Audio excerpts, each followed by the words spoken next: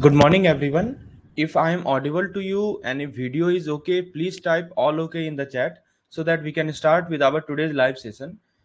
यदि आप मेरी आवाज़ सुन पा रहे हैं और यदि आपको वीडियो क्लियर है तो प्लीज़ आप ओके टाइप करें इन the chat box so that we can start our today's MCQs discussion session based on Unit 16 and Unit 17.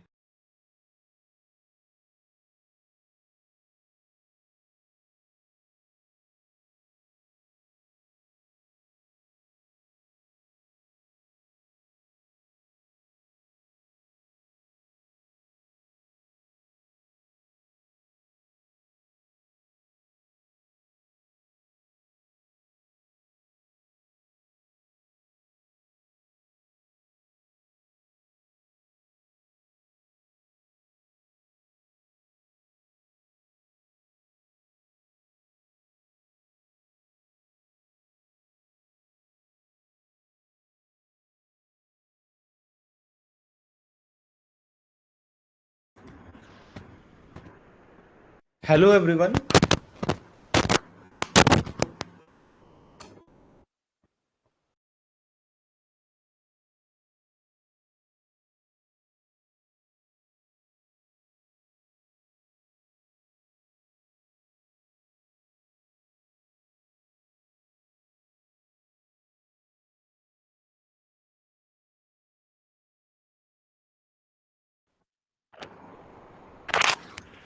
Hello everyone, good morning to the session. So in this session we are going to cover our unit number 16 and 17 of BFM. And if audio and video are okay, please type okay in the chat box so that we can start our today's live session. If everything is okay, please type okay in the chat. Today our discussion topic is unit number 16 and unit number 17 based on operational risk and as well as the liquidity management. So these two topics which we are going to touch today. So I'm waiting for your chat. If everything is okay, please type all okay so that we can start. Okay, fine. So now, welcome to this session. Good morning, everyone. Now, so let's start with the point where we have left in the last session, right? So first of all, let's start with ultimate Z score model, right? So today we will do one numerical based on calculating based on the ultimate Z score model. This is our point of discussion. So let's get started. So see the question that we have.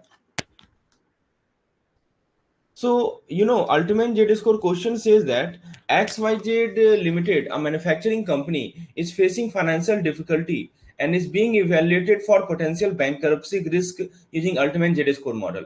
And some data has been given, like net working capital $10 million, total asset $50 million, retained earning $5 million, EBIT, which means earning before interest and tax $8 million, market value of equity $20 million, and book value of long term debt $15 million, and sales is $40 million.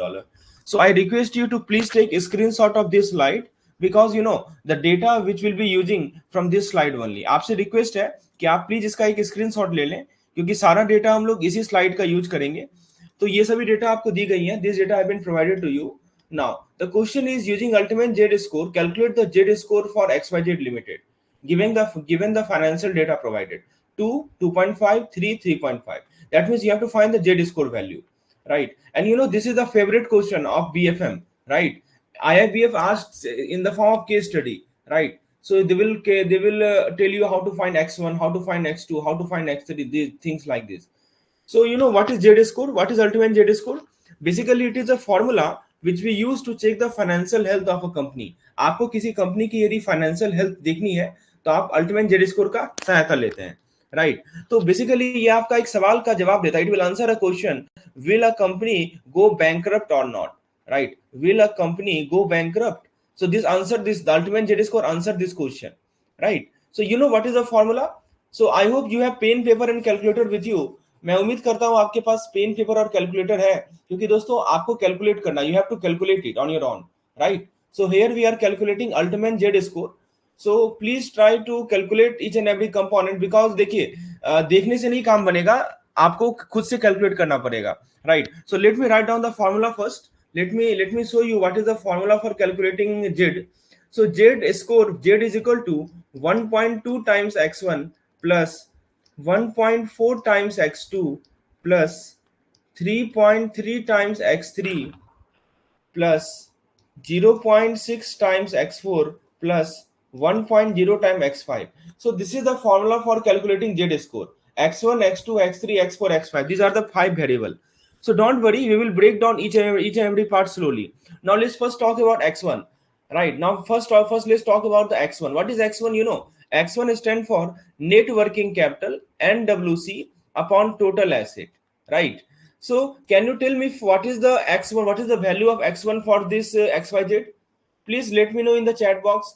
x1 इस company का x1 value क्या होगा? What will be the value of x1 for this particular company? Please let me know.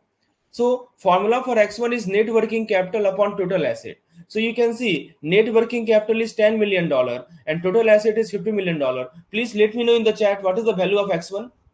Very easy to calculate, right? You just have to divide both of them. So it is nothing but 10 upon 50, right? So if you calculate, it is 0.2, right? Are you getting the same 0.2? So the X1 value is 0.2. Now, one question I want to ask you is net working capital used for short term or long term operation? What do you think? Type short or long in the chat box. Yes, 0.02, 0.2, very good. So, my question is net working capital used for short term operation or long term operation? What do you think?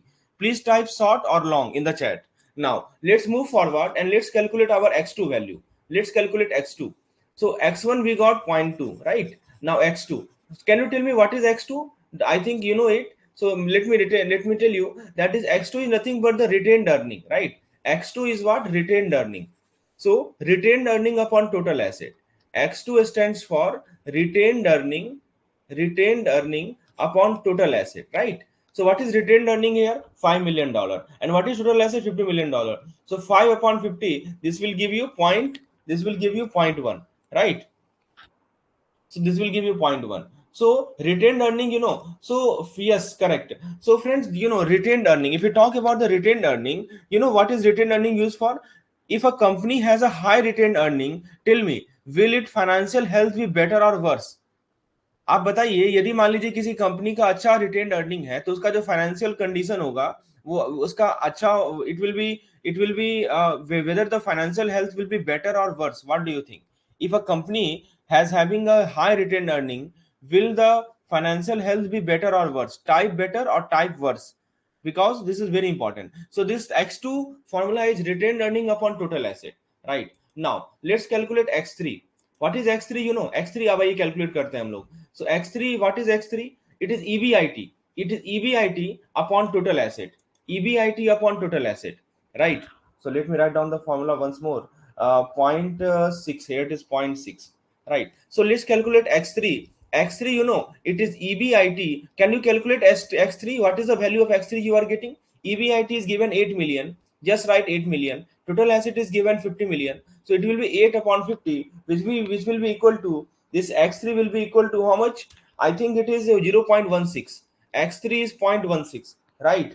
X3 is 0.16. Similarly, X4. What is X4? X4 is the market value of equity. Market value of equity divided by book value of debt, right? Book value. Market value of equity divided by book value of the debt, right? This is the formula for calculating the X4. Market value of equity upon book value. What is the market value of equity? $20 million. What is the book value of long term debt? $50 million.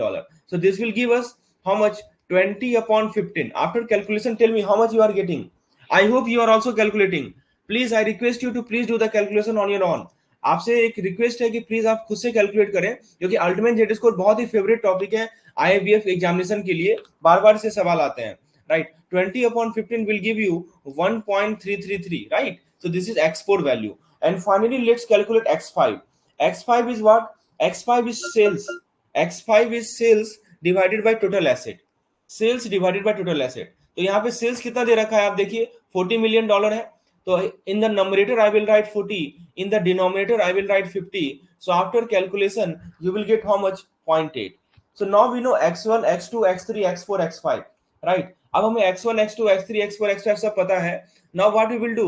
We will plug the value into this formula, right? Please do the calculation. How much Z value are you getting? आपको Z value कितना आ रहा है please बताएं text करके, right? So x1 we got, x1 कितना आया था हमारा? 0.2. 1.2 times 0.2. x2 we got 1.4 times x2, which is 0.1, plus 3.3 times x3, x3 कितना आया था, x3 we got 0.16 plus 0.6 times x4 which we got 1.333 plus 1 times x5, x5 is how much, 0.8. so now you have to just calculate it, right? How much you are getting, आपका, आप बता सकते हैं z का value कितना आ रहा है, how much z value you are getting after the calculation. So let me calculate so let me erase this line. मैं इसे erase कर देता हूँ ताकि sufficient space बने. Okay, now so after so 1.2 times 0.2, 1.2 times 0.2 will give you 0.24 plus 1.4 times 0.1, this will give you 0.14 plus 3.3 times 0.16, how much you are getting, 0.528 plus 0.6 multiplied by 1.333, it will be approximately zero point 0.8, and 1 multiplied by zero point 0.8 is 0.8. After you add all of them, how much you are getting, please let me know in the chat. Add कीजिए आप सभी को, क्या value आ रहा है आपका, 2.5. Yes, yes, very good, nice. 2.5 exactly, 2.5 value आएगा. या टू बी मोर अप्रॉक्स, यदि हम अप्रॉक्सिमेटली बात करें तो 2.492. आप इसको राउंड ऑफ कर सकते हैं 2.5 से, you can round off to 2.5. Very good. so this way you have to calculate the z value, right? You have to know this formula. आपको ये फॉर्मूला पता होना चाहिए. And one thing you will notice that in 4 variable denominator is total asset. आप x1 को देखिए, you see the x1, it is NWC upon total asset. You see x2, it is rated earning upon total asset. You see x3, it is EBIT upon total asset. You see x5 is sales upon total asset. तो याद रखना काफी आसान है. Remembering it quite easy because the denominator for 4 variable is just total asset, right? जो हमारा denominator है 4 variable का, उस वो क्या है, हमारा टोटल एसेट है. So remember it quite easy. Now what does this Z score mean? अब what is the meaning of this Z score, right? So we have calculated the Z score. Answer is 2.5. I hope it is clear. क्या ये concept clear है? ये देखिए यहाँ पे explanation है इसका. This have been explain here, right? Answer is 2.5, right? So I hope calculating z score is clear now. Now let's move forward and let's see the next question. If XYZ Limited had Z score of 2.5, what does this indicate about its bankruptcy risk? Option number A, high risk of bankruptcy. Option number B, moderate risk of bankruptcy. Option number C, low risk of bankruptcy. And option number D, no risk of bankruptcy. So in the previous question, we have learned how to calculate ultimate Z score. You must understood each and every component. They show the financial health, right? Now please let me know what do you think about this question. So, ultimate Z score is a special formula that help bank, investor, company to know whether a company will go bankrupt or not in the near future. That means it simply tells whether a company is strong or weak financially, right? It tells whether a company is strong or weak financially. So, bankers use this formula to decide whether to give loan or not, right? So it is used to check the financial health of the company. So what you need to remember is that, so tell me what is your thought about this question? Okay, you are saying option number A and option number C. Fine. Let me tell you that this Z score, if this Z score is below 1.81, right? If Z score is below 1.81, it means it means high risk. It means high risk is there. 1.81 less than 1.81 high risk. 1.81 to 2.99, if it is lie in this range, it means moderate risk. It means moderate risk, or we also call it a gray risk. And if it exceed 2.99, or above 3, it is safe zone, right? It is safe zone. Now please tell me, in this case, what do you think? It has 2.5, right? And this 2.5 fall in which range? 2.5 fall between 1.81 and 2.99. Somewhere it will fall. ये 2.5 जो है वो 1.81 और 2.99 के बीच लाई करेगा, right? That's why we can say that it has moderate risk of bankruptcy, right? Sorry. Moderate risk, no, not more. We cannot say that. High risk, moderate risk, and low risk.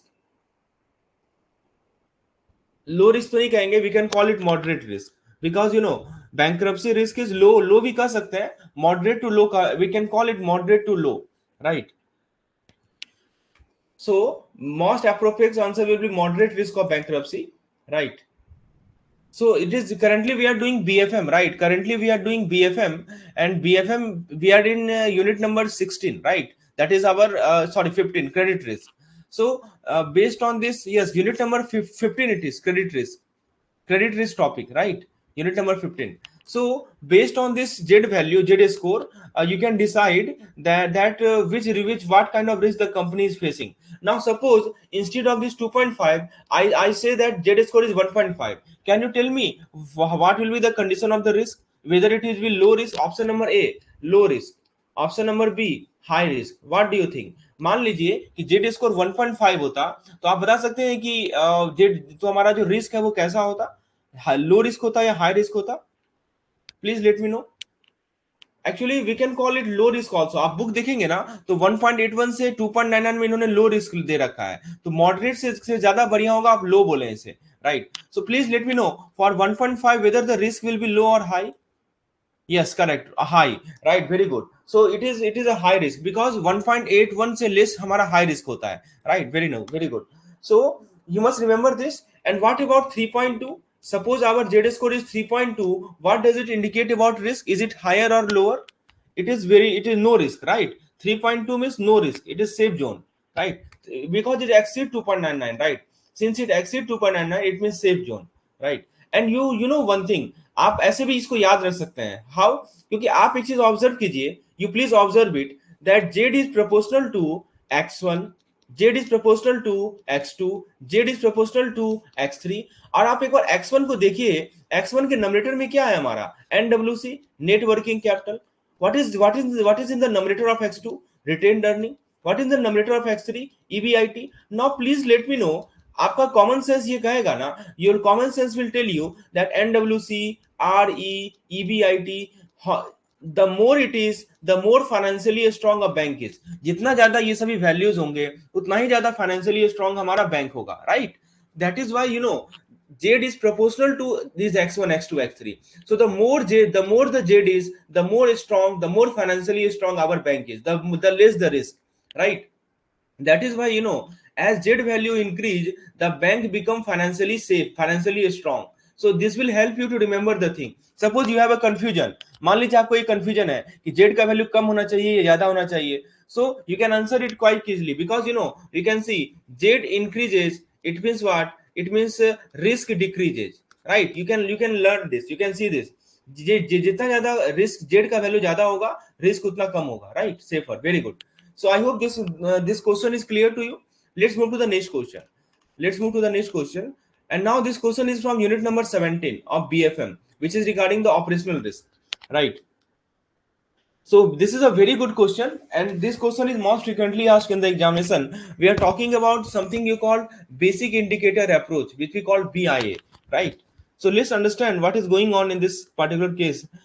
So friends, there are three methods to calculate operational risk, and one of them is called basic indicator approach, right? So our question is, bank is using the BIA to calculate capital for operational risk, and for the past 3 years, the profit has been given, right? From as follow. You can see for year one, asset management 30. So it may be crore or something like that. The unit may be crore. So asset management 30 crore, agency service 20 crore. These are the profit. These are the profit value. Payment and settlement minus 10 crore means there is a loss of 10 crore.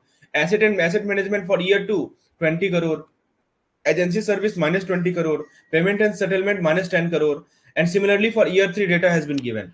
The question is, what is the average profit used for operational risk calculation under the BIA approach? So you have to find the average profit, right? Option number A 20 crore. Option B it says 25 crore. Option C 30 crore, and option D 40 crore. You have to calculate the average profit, right? So the data has been given. So what you will do, the best way to do it is to prepare a table. सबसे best तरीका है इसको बनाने का कि आप एक table बना लें. So let me draw the table here. I hope there is a space. So here is a space, right? मैं यहाँ पे एक टेबल आपके लिए ड्रॉ करता हूँ. Let me draw a table for you so that it become clear to you what is going on. So in the first column I write year. Right? And the first class of investment is our asset management. Second class of investment, is agency service. Third class of investment, is payment and settlement. And the final, I will add another column. A column और हम add करेंगे. That will be for total, right? Now it is first year, this is second year, this is third year, right? So year number 1, year number 2, year number 3. The value is given 30, 20, and 30. Asset agency service 20 minus 20, it is 10. Similarly, payment and settlement minus 10, minus 10, minus 20. Because this tabular format help you to understand it. So this is the bank profit for the last 3 years. Now I ask you one question. So can you tell me total? What is the total for year 1? क्या आप total बता सकते हैं? Can you tell me what is the total for year 1? Please let me know total for year 1. What will be the total value for year 1? It is nothing but 30 plus 20 minus 10, or it will be 40, right? आप please मुझे total बता सकते हैं year 2 का? I am waiting for your response. मैं आपके response का wait कर रहा हूं. Please let me know what will be the total profit for year number 2. Please type your answer in the chat box. So what will be the total value for year number 2? Total profit for year number 2? So it will be nothing but 20 minus 20 minus 10. So it will be minus 10, right? Now, what will be the total profit for year number 3? This is nothing but 30 plus 10 minus 20, which will be how much? Which will be 20, right? So we have calculated the total profit. Very good. Minus 10, very good.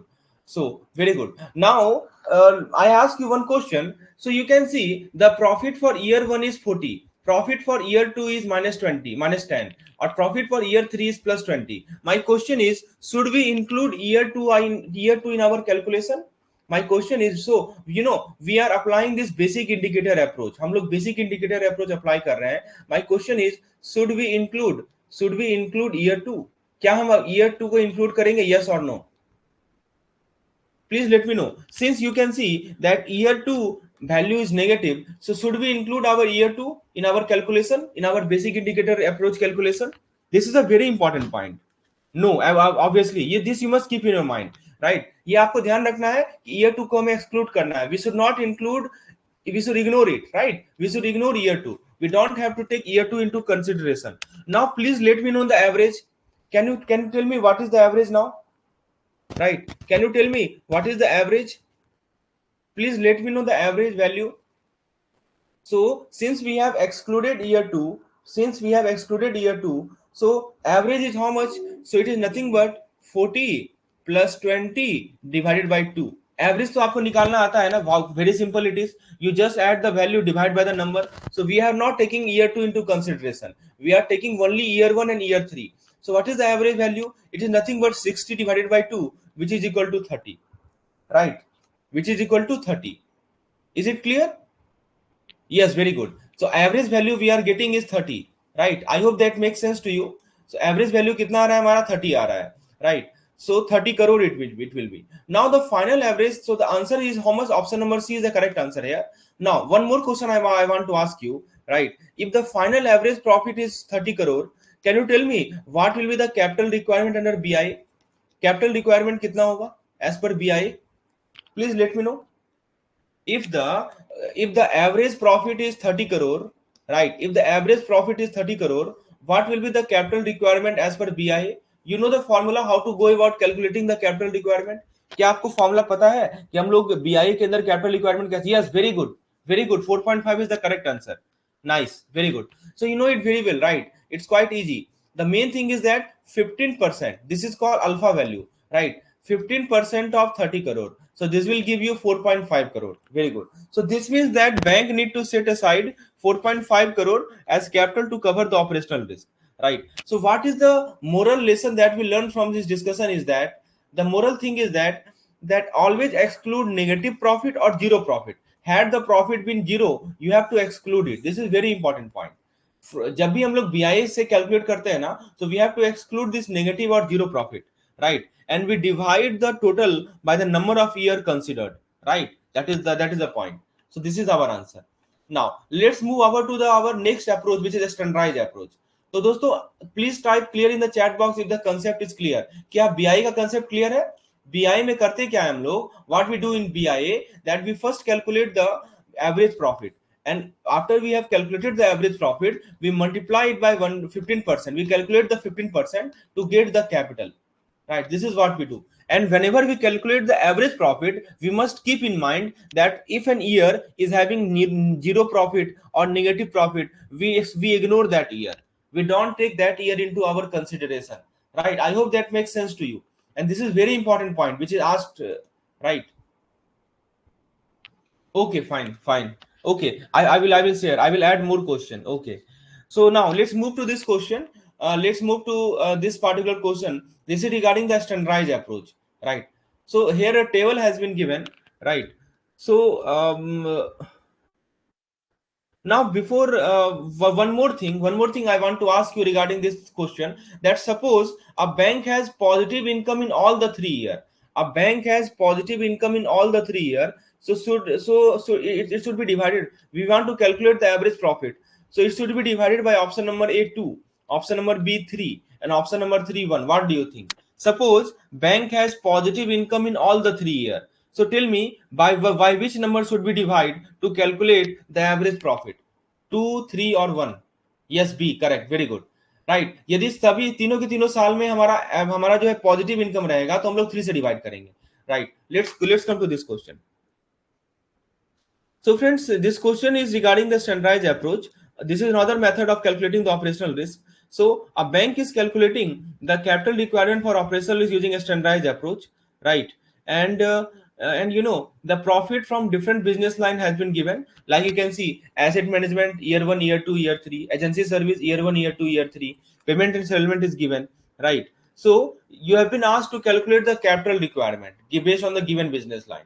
So you have to calculate the capital requirement 2.1, 4.2, 3.2, and 4.3. You have to compute the capital requirement. This is a very, very favorite question, right? So bank divided business into 8 business line. There are 8 business line, right? So and each business line has a fixed regulatory factor which is decided by RBI. So let me show you the business line. आपको मैं पहले business line show कर दूं। ये सभी देखिए 8 business line होते हैं total, right? And for each business line there is a regulatory factor, right? There is a regulatory factor. तो इसके लिए मैंने एक ट्रिक आप लोगों को बताया था, CORTRAPA, right, CORTRAPA, right. So this is a trick which I told you, right, to remember this business line. So again मैं आपको फिर यहाँ भी बता देता हूँ, क्योंकि ये बिजनेस लाइन आपको याद रखना, ये जो बिजनेस लाइन का जो फैक्टर है ना, राइट, वो आपको याद रखना, you have to remember it. So let me tell you the trick to remember the business line as well as this. ये the first is called corporate and finance, right? Called trapa. This is a trick to remember, right?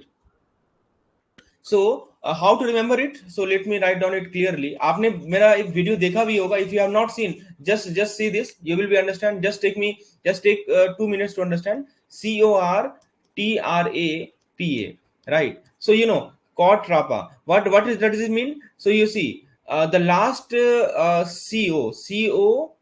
CORT, right? So first four alphabet, CORT. So CO means what? Corporate finance. It means corporate finance, right? CO means corporate finance, and COR means corporate, and T stand for trading, and also right, T stand for trading. T stand for trading, right? So for this, the beta factor, this we call beta factor. The beta factor is 18%, right? Then we have AP, right?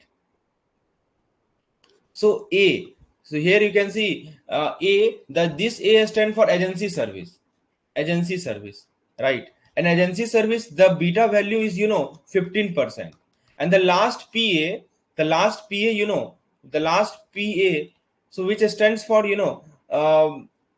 I think the I have written wrong. It is nothing. It is like this. There will be R, right? There will be R at the last. This will be R. Just let me correct it. This will be R, right? This is a trick to remember it. RA stand for retail banking and agency service, and for this agency management, asset management. The last A stand for asset management, right? The last A stand for asset management, and for this the beta value is 12%. So there are three beta value: 12%, 15%, and 18%, right? For corporate finance, trade and sellings, and payment and settlement, the value is 18%. For agency service and commercial banking, the beta is 15%. And for retail banking, retail brokerage, and asset management, beta is 12%. So these three values you have to remember. Now let's come back to this question. Let's do the calculation here, right. आइए, ये आपको तीन value याद रखना है, 15, 12 और 18। तो किसके लिए 15 होगा, किसके लिए 12 होगा, किसके लिए 18 होगा, आपको याद रखना है। आप यहाँ पे देखिए, जो बिजनेस लाइन है हमारा, वो एसेट मैनेजमेंट है। तो बताइए एसेट मैनेजमेंट के लिए कितना होगा, what will be the beta value for asset management? The beta value for asset management is 12%। What about the agency service? It is 15%. What about payment settlement? It is 18%. So this you have to remember. ये आपको याद रखना, ये book में दिया नहीं, ये question में नहीं दिया रहेगा, right? So now that we know the beta value, right? So uh, one thing is that आप यहाँ पे देखेंगे, जो भी आपका ये नेगेटिव यहाँ पे क्या है कि जो भी नेगेटिव वैल्यू, जो भी पॉजिटिव इनकम है, we have to include the positive income and we have to exclude the negative income, right? So this is the point. We have to ignore the negative income, right? So please tell me, what is the positive income for asset management? What is the positive income for asset management? आप यदि asset management का positive income calculate करें, right, so here you have to go here, इस case में आपको ना प्रत्येक business line से जाना पड़ेगा। तो पहले आप एसेट मैनेजमेंट को देखिए, right. You first of all look at the asset management. So 30 plus 30, how much it is? 60, right? Is it plus 20 or minus 20? Let me see. I think it is in the previous case it was okay, asset, okay, 20, okay, fine. So asset management for, okay, what is the total? So average is 30 plus 20 plus 30 divided by 3, right? So for asset management, 30 plus 20 plus 30 divided by 3. So how much value you are getting? कितना value आ रहा है आपका? Please calculate, right? So 30 plus 20 plus 30, this will be how much? 80 divided by 3, right? And approximately, I think if you calculate 80 divided by 3, so how much you are getting? Please let me know. 80 divided by 3 is how much? 80 divided by 3, this will be 26.66, right? 26.66, and you have to find the 12% of it. आपको इसका 12% निकालना है, right? So you just multiply it, right? 26.66 multiply by 0.12. I am doing the calculation, so this give me 3.19. This give me approximately value 3.19, right? So 3.19 value आ रहा है. So this is the capital. So this is 26.66 is our average profit, and we have multiplied with the beta factor. We have just known that beta factor for asset management is 12%. So we get 3.19. Now let's calculate the same for agency service. आप agency service का बताइए. Please let me know what is the positive income for agency service. We will not take this minus 20 into consideration. minus 20 को हम लोग नहीं लेंगे. We take only positive value, plus 20 and plus 10. So 20 plus 10, which is equal to 30. So we have to find the average profit. So divided by 3. So this will give us 10, right? This will give us 10, right? So this will give us 10. So you know that average profit we got is 10, and we have to multiply it by beta factor. Beta factor is how much? 15%. So what is 15% of 10? This will give us 1.5. So this 1.5 is the capital for agency service. Now let's look at the third one, which is our payment and settlement. So what is the beta, sorry, so please let me know what is the average profit for payment and settlement. You see all are negative, ये भी negative है, ये भी negative है, ये भी negative है, right? So you see that all are negative. So I told you that negative year has not to be included, right? Negative year जो भी है उसको आपको इंक्लूड नहीं करना है, right? So नहीं, यहाँ पे एक ध्यान देना है हमें. So in this case what we are observing that, so यहाँ पे आप इसके कैलकुलेशन को देखिए. In the payment and settlement, right? So 20 plus 30 divided by 3, we get 30, right? And okay, and year number 3, we have ignored the negative value in year number 3. So for payment and settlement, minus 10, minus 10 and minus 20, right? So all are negative, all value are negative. So we do not take, if so in this case business line has negative income every year, so we don't have to include it. So we only take the positive income. So for year number 3, minus 10, minus 10, minus 20. We did not take the negative year into consideration. So final our answer will be, final our answer, we add these two values, 3.19 and 1.5. 3.19 plus 1.5, right? So approximately this will give us 4.69, right? Approximately 4.69, right?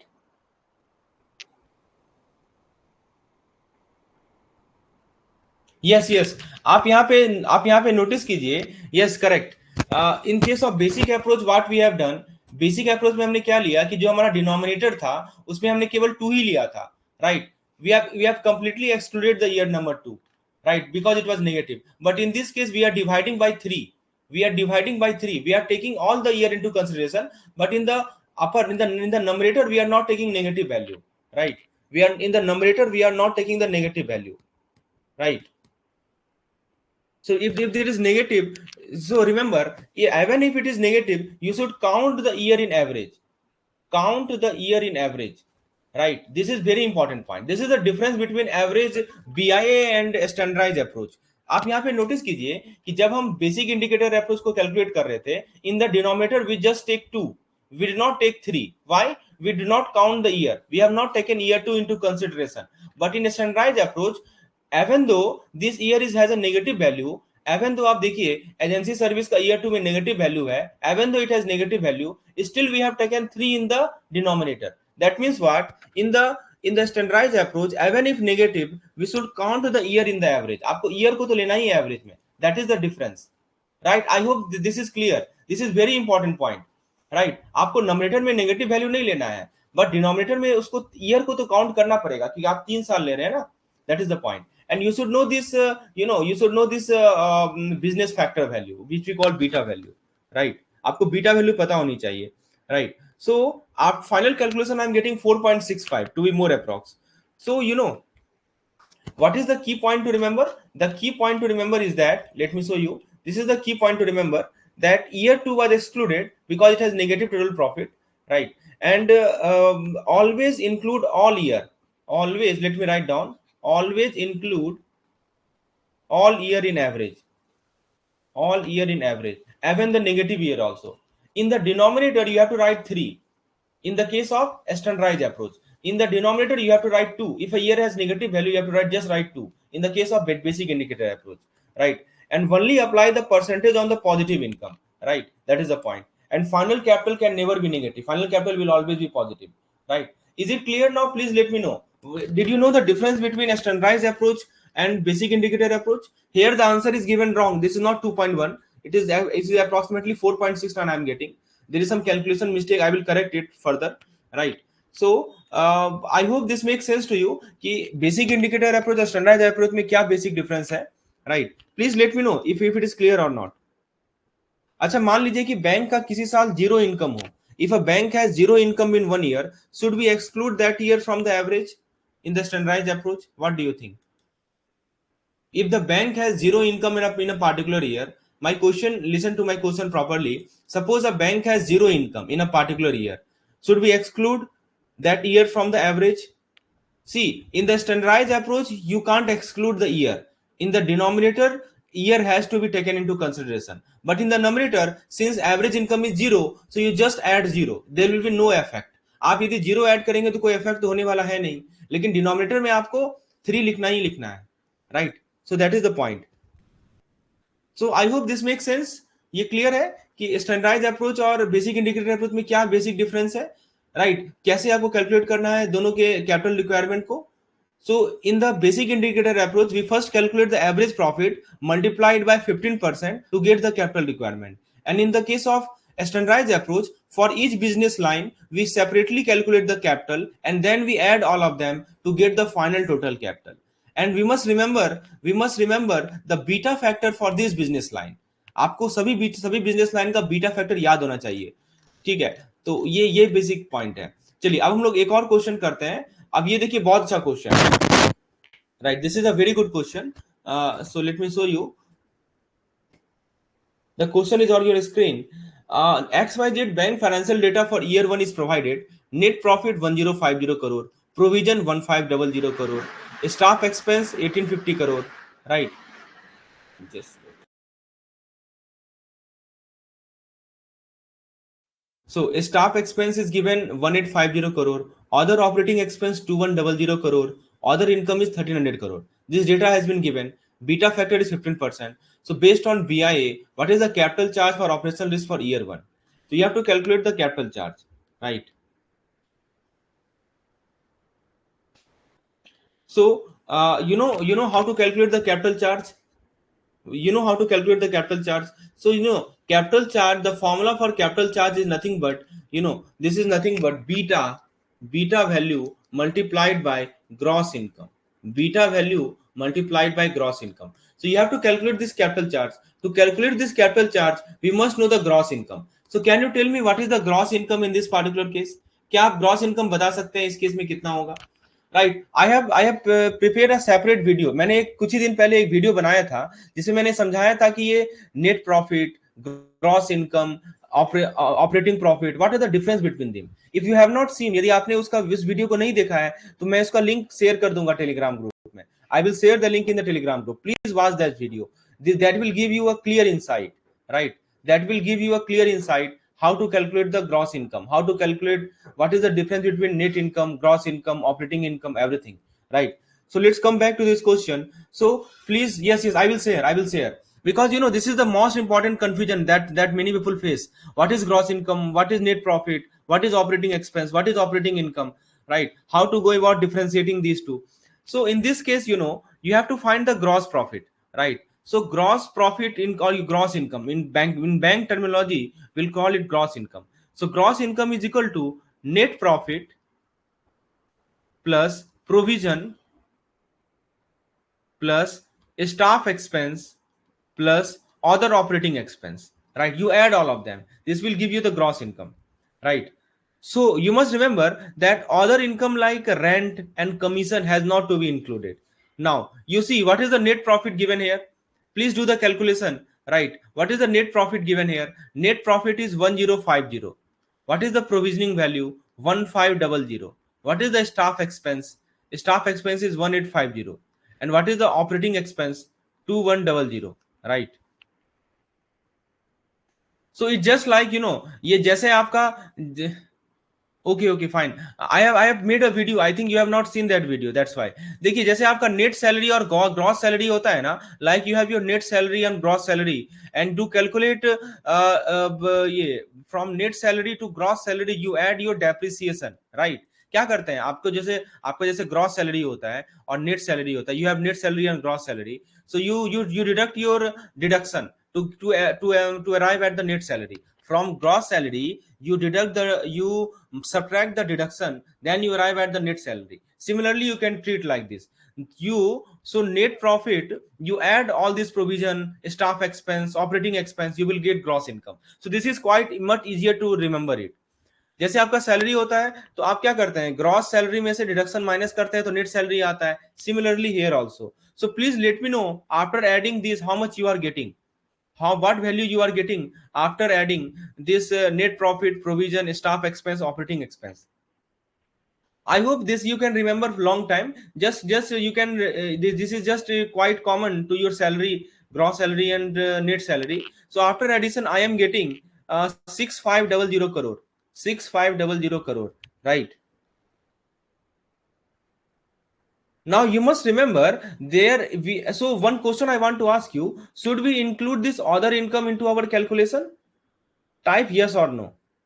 This is very important thing. Should we include this other income in our calculation? Yes, very good. Other income is not included. Yes, this is the point you have to remember, right? जब भी हम gross income निकालते हैं, whenever we calculate the gross income, we don't include other income. That is why this data has been given to confuse you, right? I told you that other income like rent, commission, these things are not included while calculating the gross income, right? This thing you have to remember. Very very important. आपको ये data confusion के लिए दिया हुआ है ताकि आप जानबूझकर गलती करें, so that you make the mistake. So you must remember this other income has not to be taken into consideration. Now just put the value. Beta is 15%. What is 15% of 6500? What is 15% of 6500? So the answer I am getting is 975 crore. right? So option number C is the correct answer. 975 crore is the correct answer. I hope it is clear now. 975 crore. No, I'm not getting your why are you saying no? Okay, so here the answer is 975 crore. So what we learned from this discussion, that operational risk means loss due to process failure, system fraud, and failure, right? And formula is beta multiplied by gross income. So beta is always 15% because we are using basic indicator approach, right? And while calculating the gross income, we only include net profit, provision, staff expense, and operating expense. We don't include other income, right? I hope that makes sense to you. Very easy question it is. Let's move to the next question. आइए अगले सवाल की ओर बढ़ते हैं.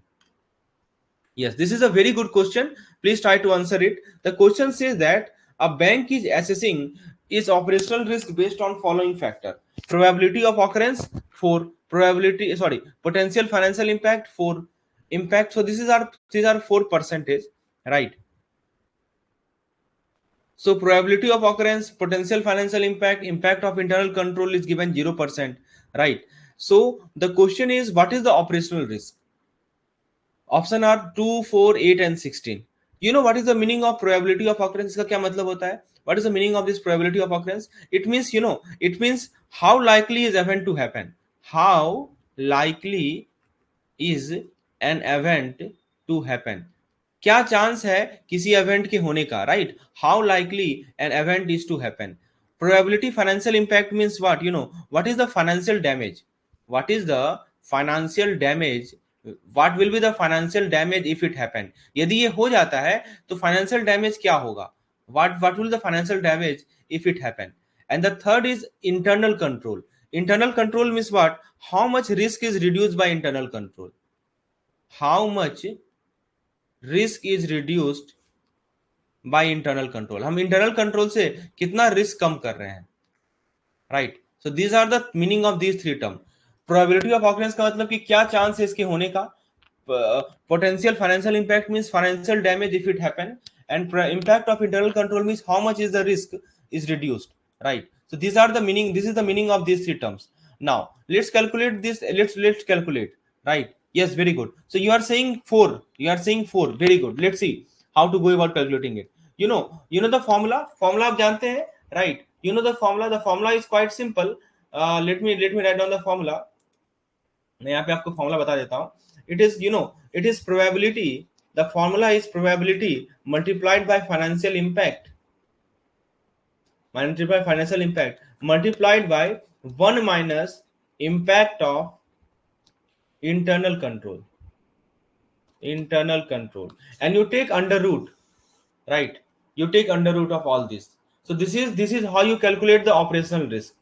This value will give you the operational risk. Now you plug in the value. अब value put कीजिए.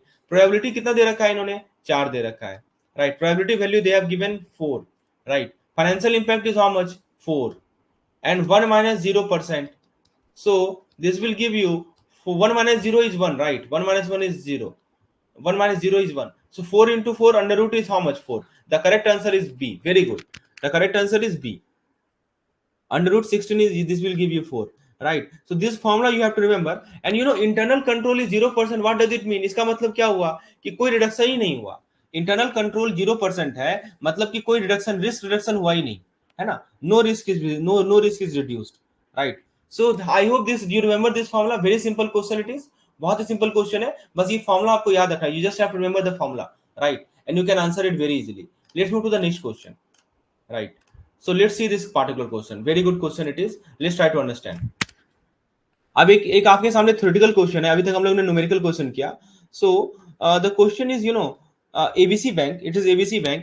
Mr. Smith goes to withdraw his saving, but the bank say, right? But the bank say, sorry, no cash is available. Please come tomorrow, right? Please come tomorrow. Now tell me, if you were Mr. Smith, right? So now what could be the severe consequence for ABC Bank if it failed to meet Mr. Smith withdrawal request immediately? So increased deposit due to customer confidence, improved reputation due to transparency, reputational risk leading to bank run, and reduced regulatory oversight. So what do you think? What will be the consequence of this thing? Very easy question it is. You can answer it, right? So, let me ask you, suppose you are Mr. Smith, right? If you were Mr. Smith, would you trust the bank again? You went to the bank for withdrawal and bank says, sorry, no cash is available. So please tell me, would you trust this bank again? Type yes or no. Obviously no, right? Obviously no. Now, if Mr. Smith tells 10 people that, and those 10 people tells 100 people, everyone will rush to withdraw their money, right? So what will happen if Mr. Smith till 10 people, मान लीजिए mister Smith जो है वो 10 आदमी को बोल दिया, अब वो 10 आदमी जो है फिर 100 आदमी को बोल दिया, right? So what will happen, everyone will rush to withdraw their money and this is called bank run, right? This is called bank run, you know it, right? Even the strongest bank can collapse if everyone start withdrawing their money at the same time. And right, so this this आपको ही पता होना चाहिए कि bank run क्या होता है, right? बड़ी से बड़ी बैंक जो कि हमारे डीएसआईबी या कोई भी बैंक हो, वो भी कोलैप्स हो सकती है यदि सभी लोग पैसा एक साथ निकालने चले जाए तो, right? So that is the point. So what is the biggest danger for a bank during a bank run?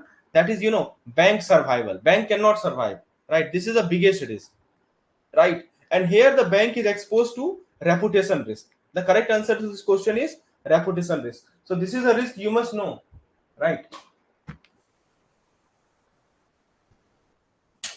तो आपको रेपुटेशन रिस्क के बारे में पता होनी चाहिए. even one small incident can break a bank reputation, right? A smallest incident can break a bank reputation. So how to prevent this reputation risk? A strong internal control, right? A strong internal control and communication, it helps prevent such kind of risk. Now let's see the next question, right? So that was the very easy question. Let's see this particular question. ABC Bank is facing a market-wide crisis, right? So this is the question. ABC Bank is facing market-wide crisis, unexpected withdrawal pressure. Despite having a liquidity risk framework, the bank is struggling due to maturity mismatch and inadequate liquidity ratio.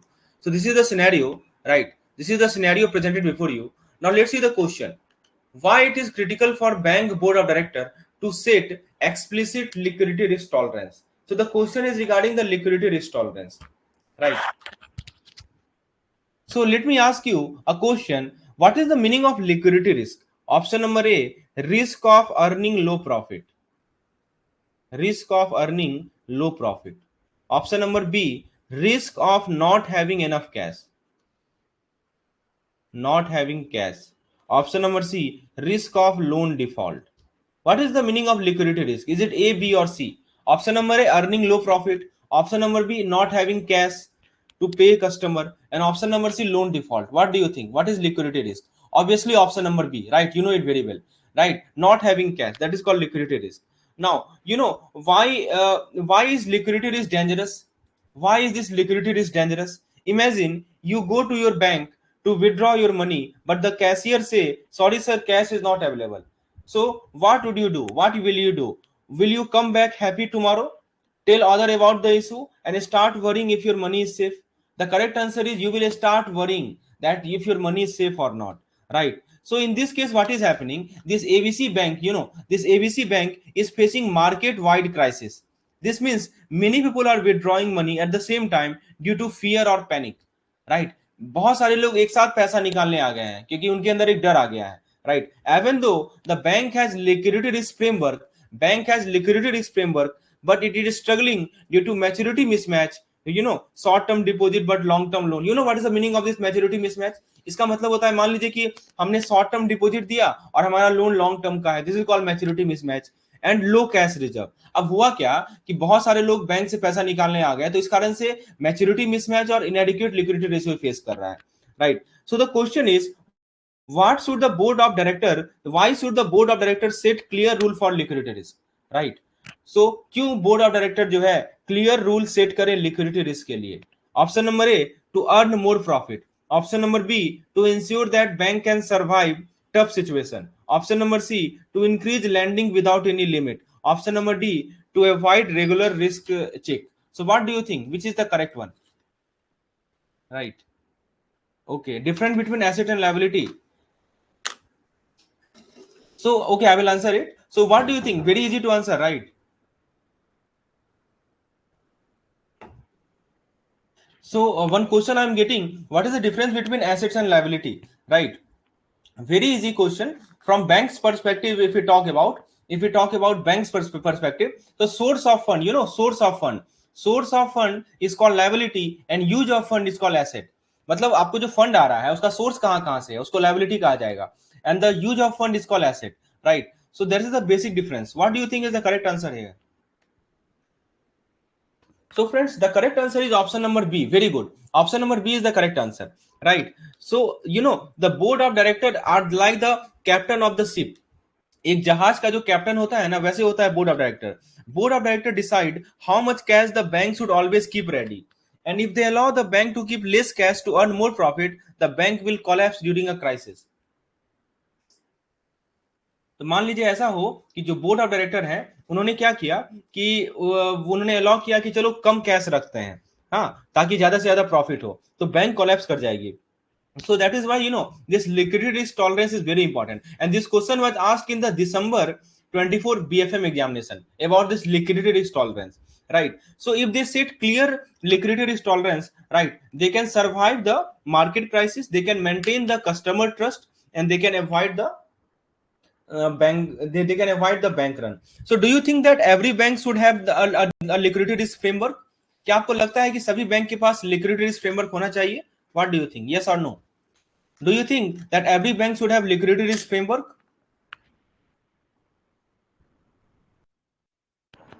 Obviously yes, right? Now let's see the next question. How can a bank express its liquidity risk tolerance in terms of managing a stress scenario, right? So now we understand the importance of this liquidity risk tolerance. So how can a bank express its liquidity risk tolerance in terms of the managing a stress scenario, right? So I hope you know what is the meaning of liquidity risk, right? So here the topic is stress scenario. What is the meaning of a stress scenario, right? You know what is the meaning of this stress scenario? देखिए, bank दो तरह के stress face करती है, right? Bank face two type of stress. Let me explain a little bit about it. So bank face two kind of stress. The first kind of stress is called institution specific stress. Institution specific stress. What it means? That internal problem like a fraud, like a cyber attack. And the second kind of stress that the bank face is market wide stress. मतलब क्या हुआ? Market wide यानी global financial crisis, right? So the question is, how can a bank express its liquidity risk tolerance in stress situation? Option number A, by setting a fixed liquidity ratio without considering a stress scenario. Option number B, by specifying minimum survival horizon under severe but plausible stress scenario. Option number C, by ignoring market wide stress event. Option number D, by not reviewing key assumption periodically. So what do you think? How should a bank express its liquidity risk tolerance? Option number B. Yes, very good. Option number B is the correct answer. By defining minimum survival days during tough situation. So what does it mean in simple language? It means that banks should decide how many days it can survive without any external help during a crisis. मान लीजिए कोई crisis आ जाए तो bank पहले से decide कर ले कि कितना दिन, हाँ, वो सरवाइव कर सकती है बिना किसी एक्सटर्नल हेल्प का. वही चीज बताया जा रहा है ऑप्शन नंबर बी में, right? Option number B says that bank should clearly decide how many day it can survive without any external help during the crisis. This is called, this is called minimum survival horizon. This is a very important word, minimum survival horizon. It could be 5 days, it could be 10 days, it could be even 30 days, depending on the bank risk tolerance, right? So I hope you understand what is the meaning of this minimum survival horizon, right? By specifying so-called minimum survival horizon, right? So if a bank clearly said how many days it can survive without external help, how much cash to keep for emergency, and how to manage the stress situation, these things should be there. So this is how a bank expresses liquidity risk tolerance. This was exactly what was asked in the BFM examination, that how should bank express its liquidity risk tolerance. The answer is by defining minimum survival horizon, right? अपने minimum survival horizon को define करके bank अपने liquidity risk tolerance को express करती है, right? Now let's see one question, right? Now one question I want to ask you that okay, I hope this is clear. Now let's look at this bank alpha situation, right? So let's look at this bank alpha situation. What is going on here? So bank alpha is evaluating its liquidity position, right? and it has volatile liability. It has volatile liability of $100 million. It has temporary asset of $80 million. The earning asset is $500 million, right? And now, first of all, let me ask you, which fund is more risky for the bank? Option number A, volatile liability.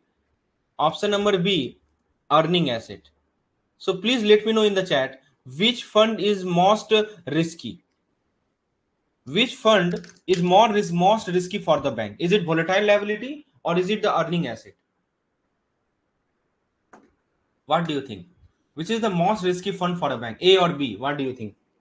A. Very good. Volatile liability. Very good. You know, these are short-term deposit, right? This is very risky for the bank. Volatile liability is very risky. Why? Why volatile liability are risky? Because volatile liability means short-term deposit, like saving account, saving deposit, like fixed deposit. If customers suddenly withdraw their money, bank need cash immediately, but the bank cash is locked in loan, so this will create a risk which we call liquidity risk. मान लीजिए, ऐसा सोचिए, क्यों volatile liability risky होता है? क्योंकि दोस्तों, volatile liability का मतलब क्या होता है? Short term interest sensitive fund, right? जैसे सेविंग अकाउंट, जैसे सेविंग डिपॉजिट हो गया, फिक्स डिपॉजिट हो गया. If the customer suddenly withdraw their money, bank need cash immediately, but the bank cash is locked in loan. Bank loan देती है तो वहां पे उसका कैश लॉक्ड है, तो ये लिक्विडिटी क्राइसिस क्रिएट कर देगा, लिक्विडिटी रिस्क क्रिएट कर देगा. That is why this volatile liability is very risky. So there is a ratio. There is a ratio. Let me show you the ratio here. आप यहाँ पे एक ratio देख सकते हैं. The ratio is volatile liability minus temporary asset in the numerator and earning asset minus temporary asset in the denominator. So this has been written twice. So volatile liability minus temporary asset upon earning asset minus temporary asset. This is the ratio, and this is 40%. This is how much? 40%. So right. So the question is, what does a high and positive value of this ratio indicate for bank alpha? Option number A, that high liquidity and low risk. Option number B, high liquidity risk due to reliance on volatile fund. Option number C, low liquidity risk due to stable funding. Option number D, optimal asset allocation. So this ratio we are talking about. The question is, if this ratio is high and positive, what does it indicate? यदि ये ratio high है और ये ratio positive है, तो ये क्या indicate करता है? Does it indicate bank is super safe? Option number यही कर रहा है ना कि bank is super safe. Option number B क्या कर रहा है? कि bank has high liquidity risk. Option number C is saying that bank will give loan, and option number D say that bank will reduce interest rate. That is optimal asset allocation, right? Indirectly हम ऐसा कर सकते हैं ना. Option number ए को आप ऐसे नहीं कर सकते क्या कि high liquidity and low risk means what? Bank is super safe, right? Yes, it means like bank is super safe. Option number B, like high liquidity is due to reliance on volatile fund, it means high liquidity risk. Option number C, low liquidity risk, which means it will give more loan, right? So what is the correct answer? देखिए, ये जो ratio है ना, ये ratio, यदि ये ratio लो है, if this ratio is low, आप रेशियो को ध्यान से देखिए, please see the ratio minutely. In the numerator we have the volatile liability. You see where the volatile liability is present? In the numerator. So you can see this particular ratio is directly proportional to the volatile liability. और आप अभी तुरंत देखे हैं, just now you have told me that if volatile liability is lower, that means risk is lower, right? So now we can conclude that if this ratio is low, it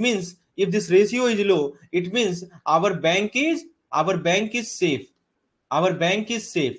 And if ratio is high, if this ratio is high, it means bank is risky. So you must interpret this ratio correctly, right? So tell me, what is the correct answer to this question?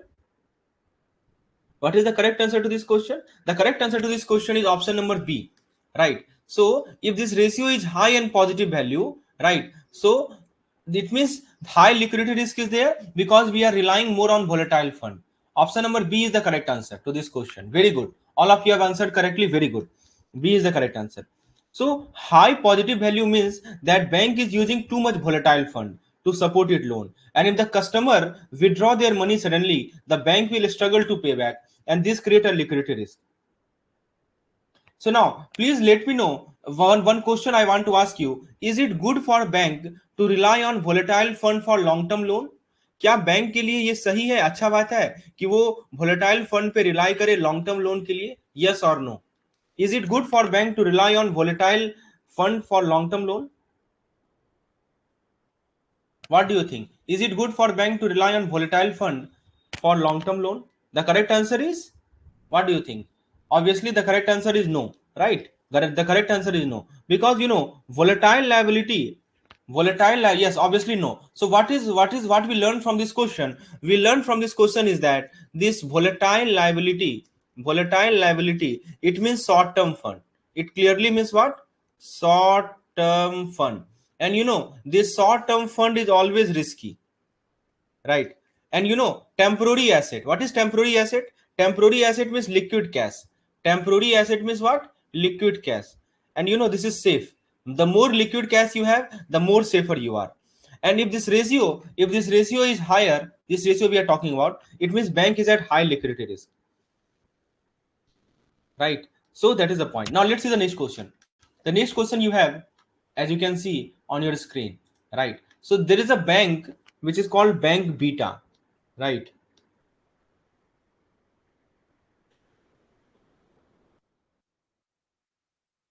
So, so the question is, Bank Beta has a core deposit base of $300 million and total asset of $600 million. The bank loan, mandatory SLR, mandatory CRR, and fixed asset amount to $480 million.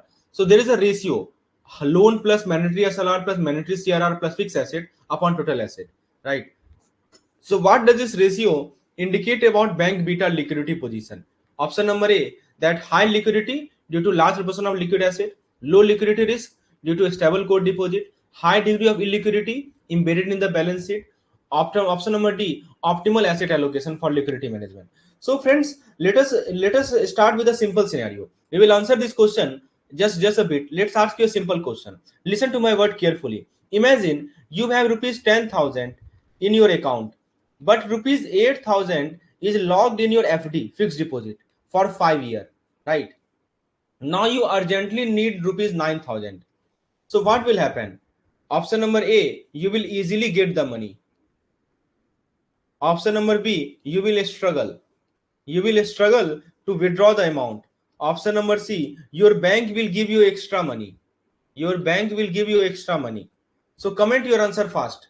So again, listen to my question, that you have rupees 10,000 in your account, but rupees 8,000 is locked in fixed deposit, FD, right? 8,000 is locked in FD for 5 years. You urgently need rupees 9,000. So what will happen? You will, option number A say that you will easily get the money. Option number B say that you will struggle to withdraw the amount, and option number C that bank will give you extra money. What do you think?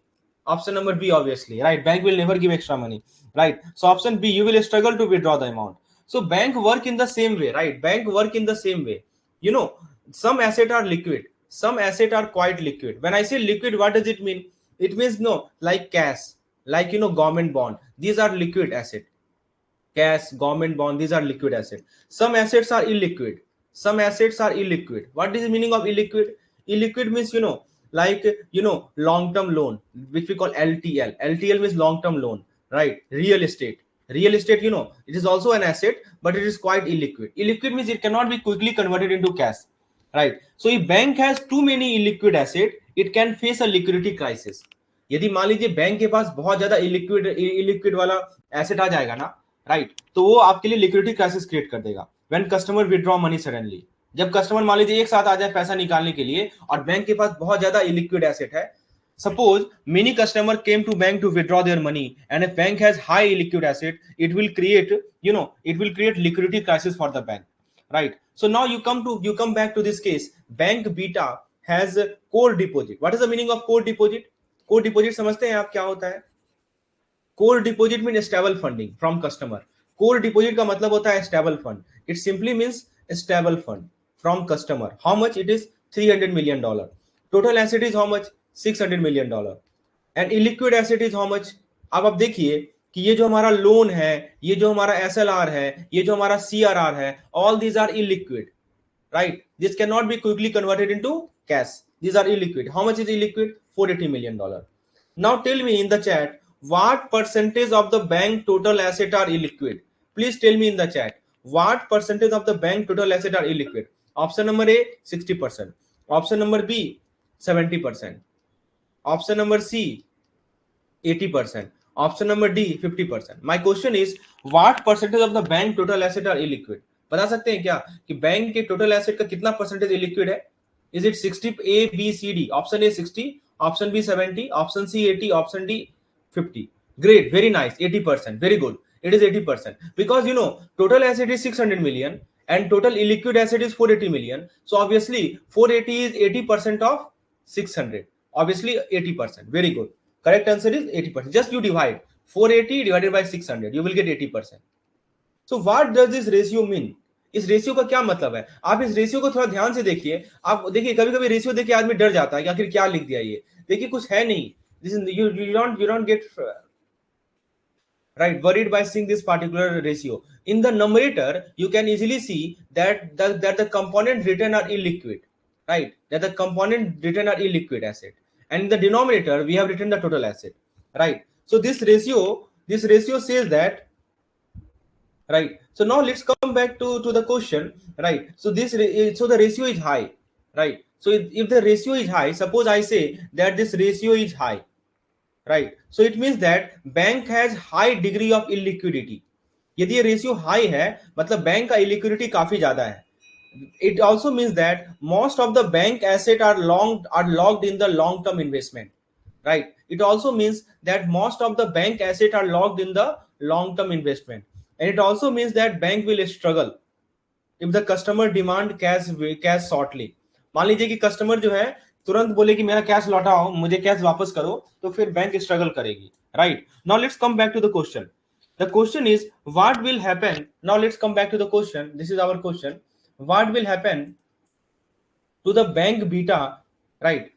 Option number A, high liquidity due to large proportion of liquid asset. Low liquidity is due to a stable core deposit. High degree of illiquidity embedded in the balance sheet, and optimal asset allocation.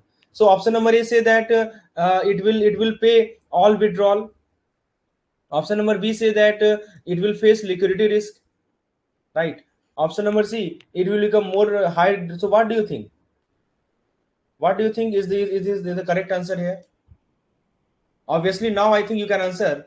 I think okay, C and B. Some are answering C. The correct answer is C, right? So again I'm telling you, if this ratio is high, so key point is high ratio. आप इस ratio को ध्यान से देखिए, इसके numerator में क्या लिखा गया है? इलिक्विड एसेट ही तो लिखा गया है.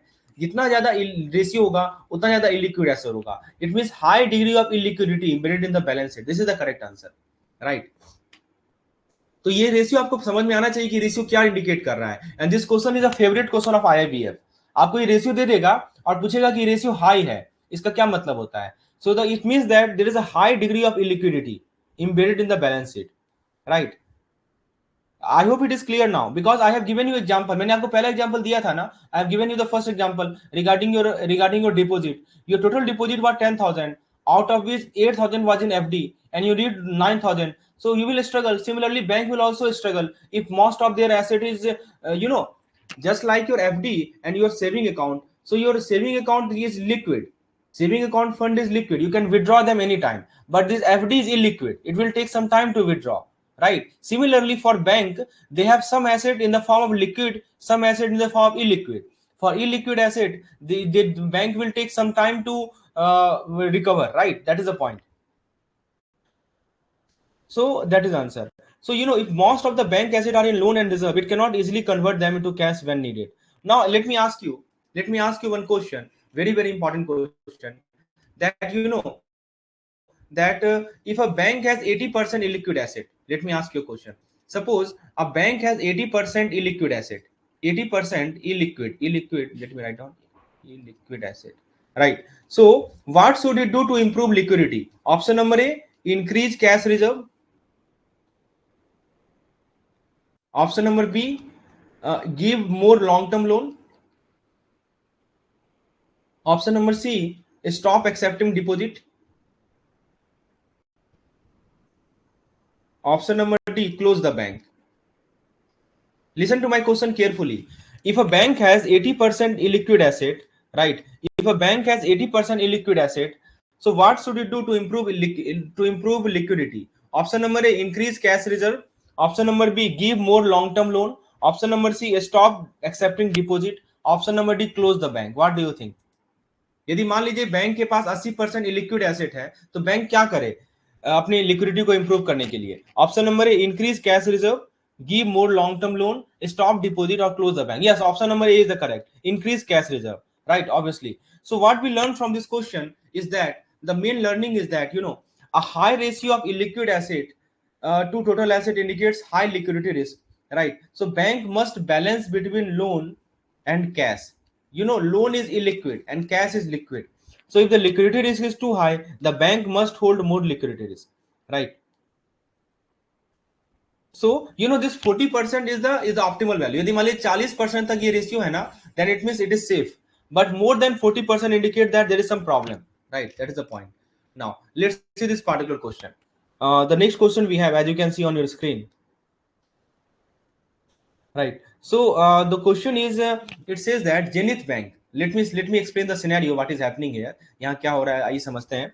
तो देखिए सवाल है कि जो हमारा जेनिथ बैंक है, Zenith Bank, a mid-sized commercial bank, I hope it is visible to you, right? It has been experiencing fluctuation in its deposit base due to increasing competition and change in the customer behavior. Recently, the bank CFO, Mr. Arvind, reviewed the liquidity ratio and raised concern about how bank asset liability mix might impact its stability. So during a board meeting, he highlighted that significant portion of the bank asset was tied up in loan, mandatory SLR, CRR, while core deposit remained relatively stable. And temporary asset constituted a sizable share of the bank total asset. The bank volatile liability included interbank borrowing and bulk deposit. So this data have been given, you know it very well.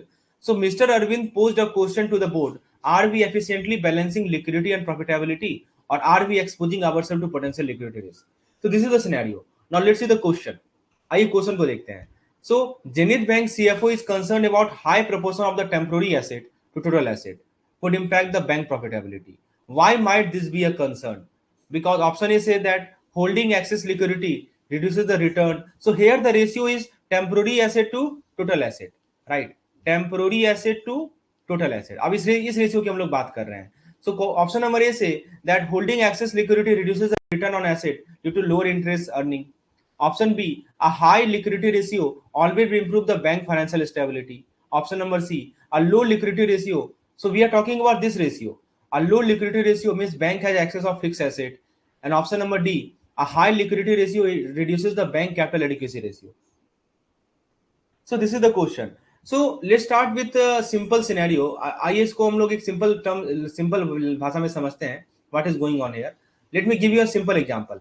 Friends, imagine you have rupees 50,000. मान लीजिए आपके पास 50,000 रुपया है आपके bank account में. You have 50,000 in your bank account. Now you have two choice. Option number A, that you keep all 50,000 in cash at home, right? मतलब आप सारा का सारा कैश को घर पे रखिए. You put all this 50,000 in cash at home. And option number B, you invest 40,000 in fixed deposit and 10,000 as cash, right? So what will you choose, option A or option B? Tell me, option A or option B, what will we choose? So I will come back to this question, but let me ask you this question, because this what I'm asking you is related to this question. Once you know it, you can easily answer this question, right? So imagine you have rupees 50,000 in 50,000 in your bank account, right? You have two choice, either to keep entire 50,000 in cash at home, or to keep 10,000 in cash and 40,000 in fixed deposit. So what will you choose? So obviously you will choose B, right? You will invest for profit and you will keep some liquid cash. So bank also need to maintain a balance between these two, right? Bank also need to maintain a balance between what? The first thing is liquidity. The bank also need to maintain a balance between liquidity, like for example, liquidity like cash plus securities. Why? Because they are easy to use but earn low profit. They earn low profit, right? And second thing is profitability. Profitability means what? Loan plus investment. This is profitability, because bank earn high profit on them, but it is difficult to convert into cash. So bank has to make balance between these two, liquidity and profitability, right? So if a bank hold too much cash, its profit will be low, and if a bank give too many loan, it will struggle to pay customer during sudden withdrawal. So in this case, what we are seeing that this Zenith Bank CFO, Mr. Arvind, raised a very practical concern that bank is holding too many temporary asset. You see written here, bank is holding too many temporary asset. Bank क्या कर रही है, इनका concern क्या है इनके CFO का कि बैंक का जो टेम्पोररी एसेट है वो बहुत ज्यादा है, राइट? बैंक का temporary asset is too much. What is temporary asset here? Cash and security. Temporary asset यहाँ पे क्या है हमारा? Cash and security. And volatile liability like bulk deposit and interbank borrowing are rising and core deposit are stable, right? So what will happen if bank hold too much cash, right? Now please tell me, please, my second question is, please listen to my second question. I am writing it here. What will happen if bank will hold too much cash? Option number A, higher profit. Option number B, profitability will decrease. Profitability will decrease. Option number C, higher liquidity risk. And option number D, more customer will attract. My question is, what will happen if a bank hold too much cash? Suppose a bank hold too much cash, right? What will happen? Higher profit. Option B, profitability will decrease. Option C, higher liquidity risk. And option D, more customer will attract. What do you think? So if a bank hold too much cash, what will happen? Because you know why I'm asking you this question, because once you answer this question, you will easily answer this one, right? So tell your answer fast. So most of you are answering C and B. The correct answer is B. It will reduce the profitability. If bank will hold too much cash, profit will get decreased, right? So holding too much cash means what? Liquidity is excess. If the bank is holding too much cash, it means the bank has excess liquidity. And access liquidity, and you know there is no interest on cash पे कोई interest तो मिलता नहीं है आपको, right? So if you are holding too much cash, it means excess liquidity. It means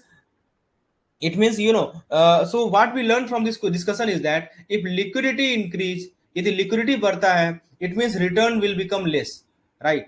And if liquidity is lower, it means risk is also higher.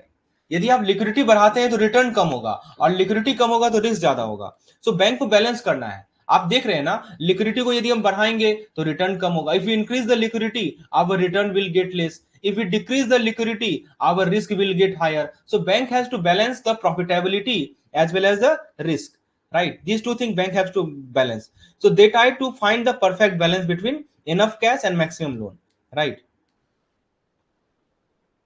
So that is the point. Now यहाँ पे आप देखिए, अब एक सवाल है आपसे, यदि जो बैंक है वो अपनी प्रॉफिटेबिलिटी को बढ़ाना चाहती है तो वो क्या करे, right? If a bank want to increase the profitability, what should it do? Option number A, hold more liquid cash.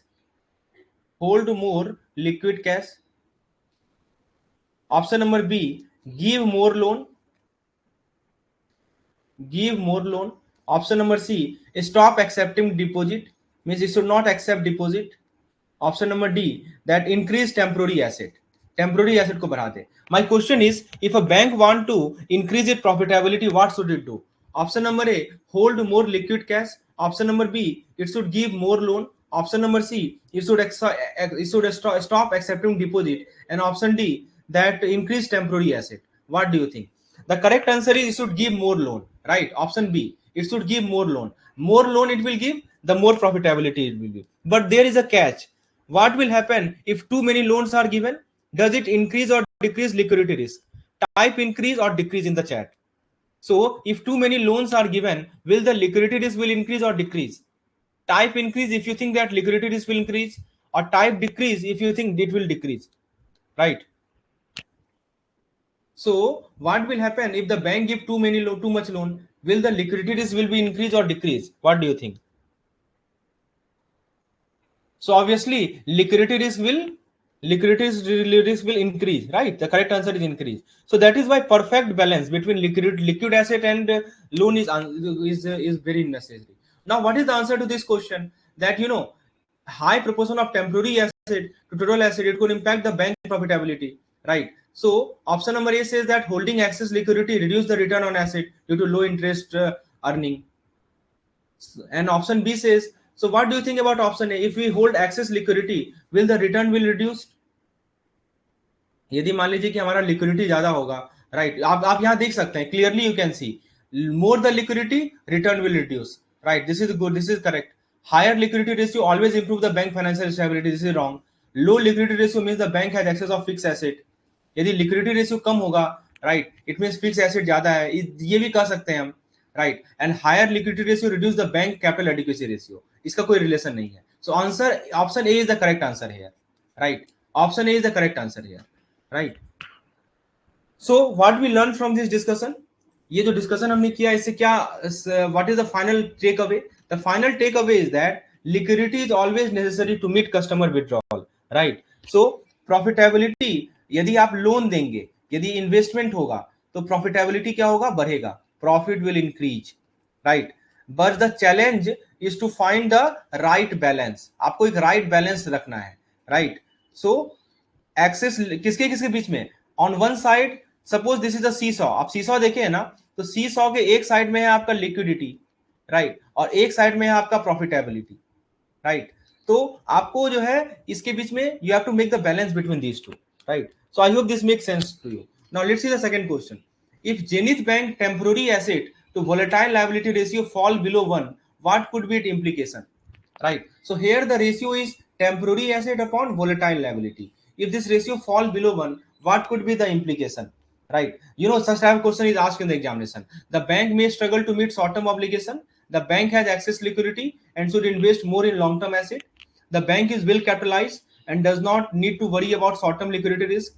And the bank profitability will increase due to better liquidity management. What do you think? What do you think about it? So this is temporary asset to volatile liability. In the previous case, it was temporary asset to total asset. In this case, we have temporary asset to volatile liability. बताइए, ये जो ratio है temporary asset to volatile liability, यदि ये ratio 1 से कम हो तो इसका इफेक्ट क्या हो सकता है बैंक पे?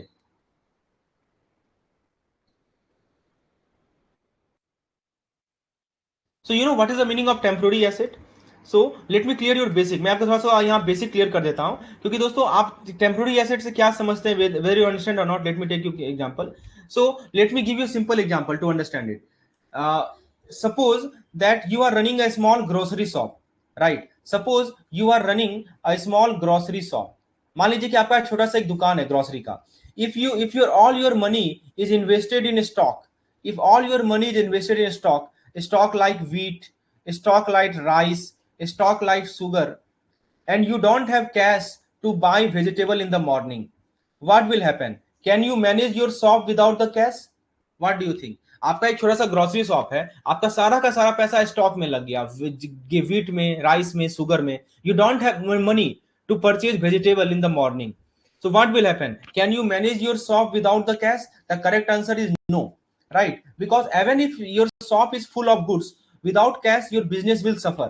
Same happen with the bank. Bank के साथ भी ऐसा ही होता है, right? If bank invest too much in loan, bank मान लीजिए बहुत ज्यादा लोन में इन्वेस्ट कर दे, which is long term asset. This is a long term asset, right?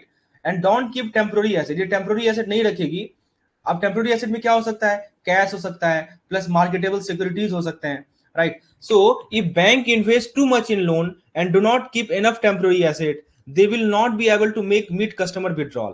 Now what is happening here, that this Zenith Bank temporary asset to volatile liability ratio fall below 1. So what does it mean? So what is included in the temporary asset?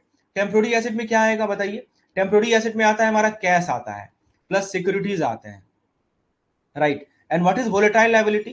Volatile liability means bulk deposit, right, plus interbank borrowing. दो bank के बीच का जो borrowing होता है ये आता है हमारे volatile liability में, right. So if this ratio is less than 1, it means it means our TA is less than VL.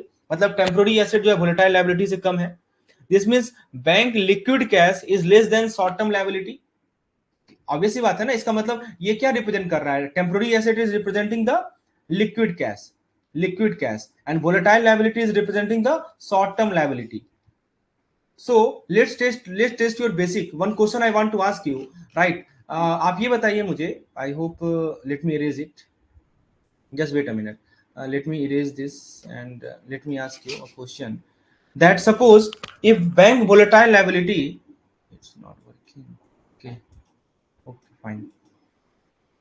Okay, fine. So I'm asking it here. Suppose if bank volatile liability is 100 crore, right, and temporary asset is 80 crore. So in this case, you can see the ratio is how much? The ratio is, we are interested in the volatile temporary asset upon volatile liability. So which is nothing but 80 upon 100, which is equal to 0.8. So this you can see this ratio is less than 1. It is below 1. So this is quite dangerous. This ratio less than 1, it is dangerous. Why it is dangerous? Because if more customer demand their money at the same time, the bank will struggle to pay. अब मान लीजिए कि बहुत सारे customer जो है अपना पैसा एक साथ निकालने आ गए. If more customer, right, demand their money at the same time, the bank will struggle to pay, right, and this can create, we call something called liquidity crisis. ये क्या create करेगा? Liquidity crisis create करेगा, right, and we know what will happen. It will call, this will cause bank run, right. Bank run आप जानते हैं क्या होता है. So now come back to this question. The asset, the temporary asset to volatile liability, it falls below 1. So what could be the implication? Option number A, bank struggle to meet short term obligation leading to liquidity crisis. Now please answer, what do you think? The correct answer, option B, it has excess liquidity, the bank is well capitalized. The correct answer is option number A, right. That means why A is correct? Because bank will struggle to meet short term obligation in this case, right. So what we learned from this discussion is that this ratio below 1, it means liquidity crisis. Ratio equal to 1, it means balance position, and ratio above 1, it means comfortable liquidity position, right. So you are answering B. No, it will be A. Option A will be the correct one, because temporary asset is less than volatile liability, right? So it means in such case, what will happen? Bank will suffer, right? In such case, bank will suffer, right? So let me ask you a question: that if you are bank manager, would you prefer more liquidity, plus low profit? Option B, more loan plus high profit plus high risk. Option C, balance liquidity plus profit. So which option would you prefer? This is liquidity. So you are bank manager. Now please answer, which option would you prefer? Option number A, more liquidity plus low profit. Option B, more loan plus high profit plus high risk. And option C, balance liquidity plus profit. Type A, B or C in the chat. Which option would you prefer? So obviously you would prefer balance, right? Balance liquidity and profit, right? So you can think of your, obviously, C option. So you can think the temporary asset as your pocket money, right? You can think the temporary asset as the pocket money, and volatile liability are your daily expense. You can think of the temporary asset like your pocket money and volatile liability as your expense. So if the pocket money is less than daily expense, it is big problem, right? So I hope this makes sense to you, right? So this is the last question of today's session. Let's end our session with this question. This is also based on one important ratio. So let's talk about it. The question says that ABC Bank is planning its funding strategy. It has mix of volatile liability and core deposit. The bank aims to optimize its liquidity while maintaining profitability. So which of the following funding strategy would best align with ABC Bank goal? So right. So here two ratios, two data has been given. It is regarding volatile liability, and the first is volatile liability, another is the core deposit, right. So volatile liability and core deposit, okay. So question is, which of the following funding strategy would best align with ABC Bank goal to optimizing liquidity? Option number A, increase reliance on volatile liability to fund earning asset, maintain a higher proportion of core deposit to fund illiquid asset, invest more in short term liquid asset to cover volatile liability, and reduce the proportion of core deposit to minimize the opportunity cost of holding liquidity. So three terms आप यहाँ पे तीन term देखेंगे, core deposit, volatile liability, and you have earning asset. So what do you think the correct answer is? So here the keyword, यहाँ पे keyword आप देखेंगे वो है funding strategy. So question is, why do bank need a funding strategy, right. So why do bank need a funding strategy? So this is the question. और यहाँ पे आप देखेंगे, एक तो वोलेटाइल लायबिलिटी है, दूसरा हमारा कोर डिपॉजिट है, right. So which is the best method? So you are answering option number B. Okay, fine. So let me give you an example to make it more clear. Imagine you are running a business, right? You have rupees 1 lakh.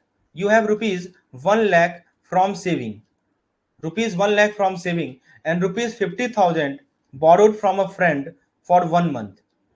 You have 1 lakh saving account from your saving, and rupees 50,000 you have borrowed from a friend from for 1 month. Now tell me, if you want to buy a good worth rupees 1.5 lakh for your shop, which fund would you use first? Option number A, your saving, and option number B, your borrowed money. Type A or B in the chat, because this question I'm asking is related to this one. So again, listen to my question, that you are running a business. You have two options. You have rupees 1 lakh from your saving, which is your long term core fund. This is called long term core fund. This is called core fund. And other option, you have borrowed 50,000 from your friend for 1 month, which is short term volatile fund.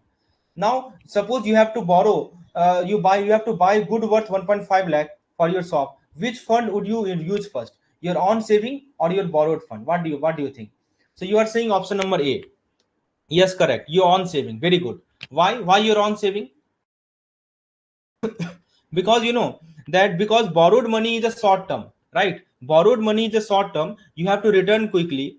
And if you depend too much on borrowed money, your business will face problem when your friend asks for his money back. Now come back to our question. Right, now come back to this question. It has two types of fund. The first fund is the volatile liability, which means short term borrowing and deposit, right? Like our friend money. Just now I've given the example, like our friend money. And the second case is our core deposit. Core deposit means long term stable fund, like our own saving.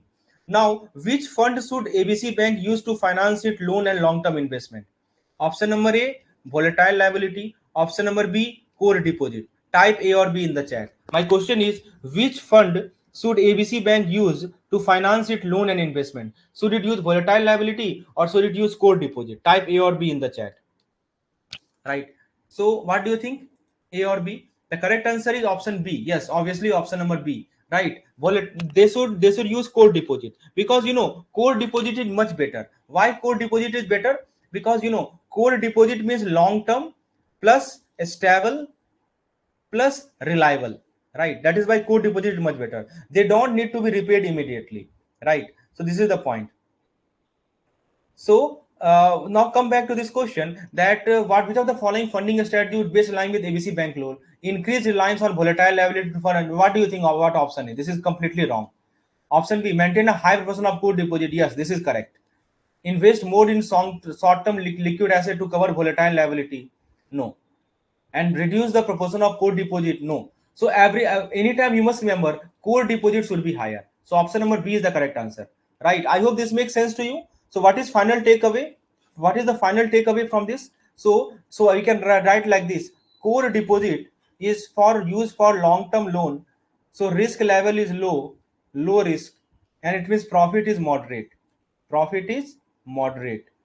And you have volatile liability. It is used for short-term loan. It is risk is high, and it is profit is high. Profit is also high, right? So use core deposit for long-term investment. It will give you stability plus profit, and use volatile liability only for short-term need, right? So I hope this session was useful for you. So that's all for today. We will continue our discussion in the next session, right? So I will send the PDF of this session in the course as well as in the Telegram group, right? So I hope this session was helpful. Please type helpful in the chat if it was really useful for you, if it help you clear your concept, right? And in the next session we will continue our discussion on the liquidity risk management, right? Okay, fine. I will prepare more. So this ratio in your book, आप book में देखेंगे कि एक table दिया हुआ है बहुत सारे रेशियो का, तो उसपे क्वेश्चन बराबर आता है, right? Question is asked based on them, right? So please go through that table and और इससे पहले मैंने आपको, this is 17th session, right? So we have done 70 such live session, and PDF of those 17 session are available in the file section of the Telegram group. Telegram group का जो file section है उसमें उनका PDF available है। तो आपसे request है तो उसको बार बार आप रिवाइज करते रहें। Revision is very important because only 3 months is left for your examination, and most probably from 4th of this month your form filling will also start, so you should fill form early, right? So that's all for today.